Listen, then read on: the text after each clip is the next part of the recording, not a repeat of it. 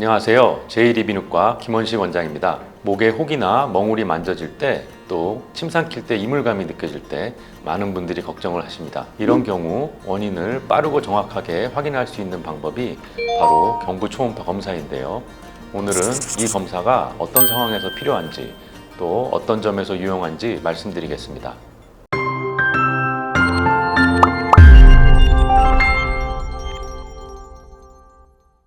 목에 혹이 잡혔다고 해서 모두 큰 병이라고 단정 지을 필요는 없습니다. 단순한 림프절 비대, 즉 염증으로 인해 일시적으로 커진 경우도 흔합니다. 하지만 경우에 따라서는 갑상선 결절이나 종양이 원인이 될 수도 있습니다. 경부 초음파는 혹의 위치, 크기, 내부 성질을 세밀하게 확인할 수 있어 단순한 염증인지 치료가 필요한 결절인지 빠르게 감별할 수 있습니다. 특히 통증이 없는 혹을 가진 환자분은 불안해하는 경우가 많기 때문에 초음파 검사는 조기에 문제를 발견하는 데 중요한 역할을 합니다. 목에 걸리적거리는 느낌이나 답답함을 호소하는 분들이 많습니다. 특히 침을 삼킬 때 많이 느껴지는 이런 증상은 편도나 단순 염증 때문에도 생길 수 있지만 갑상선이 커지거나 작은 결절이 생기면서 나타나는 경우도 있습니다. 경부 초음파를 통해 갑상선과 주변 구조, 림프절, 침샘까지 함께 살펴보면 이물감의 원인을 구체적으로 확인할 수 있습니다. 특히 통증이 없어 방치하기 쉬운 증상이지만 반복되거나 오래 간다면 반드시 확인해 보는 것이 필요합니다. 턱 밑이나 귀 밑이 붓고 음식을 먹을 때 통증이 심해지는 경우가 있습니다. 이는 침샘관에 돌이 생겨 침이 잘 배출되지 않기 때문인데 이를 타석증이라고 합니다. 경부 초음파는 이런 작은 타석도 비교적 쉽게 확인할 수 있습니다. CT나 MRI 같은 고가의 검사를 하지 않아도 외래에서 바로 확인할 수 있고 방사선 노출 없이 안전하기 때문에 침샘 질환이 의심될 때 가장 먼저 선택되는 검사입니다.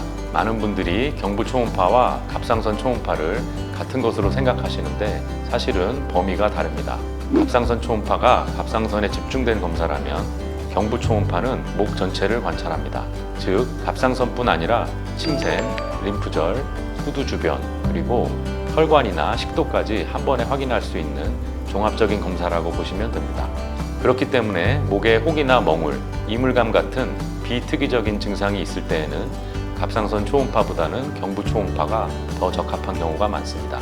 경부 초음파는 목에 젤을 바르고 초음파 기계를 대서 보는 검사입니다.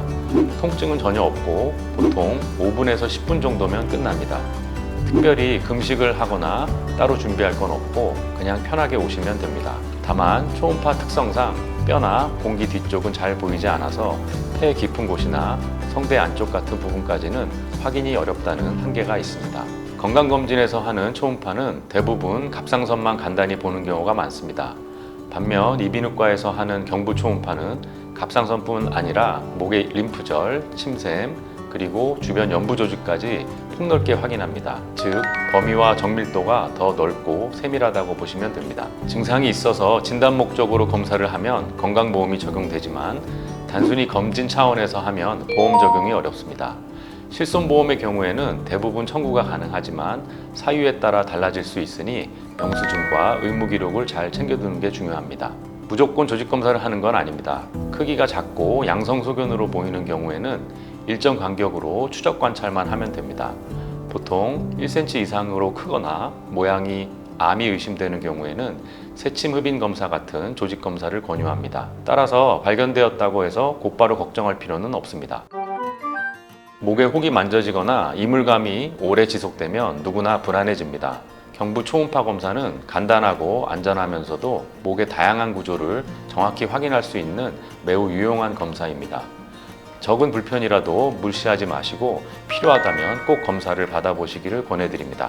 오늘 영상이 도움이 되셨다면 좋아요와 구독, 알림 설정 부탁드립니다. 다음에도 더 유익한 정보로 찾아뵙겠습니다. 감사합니다.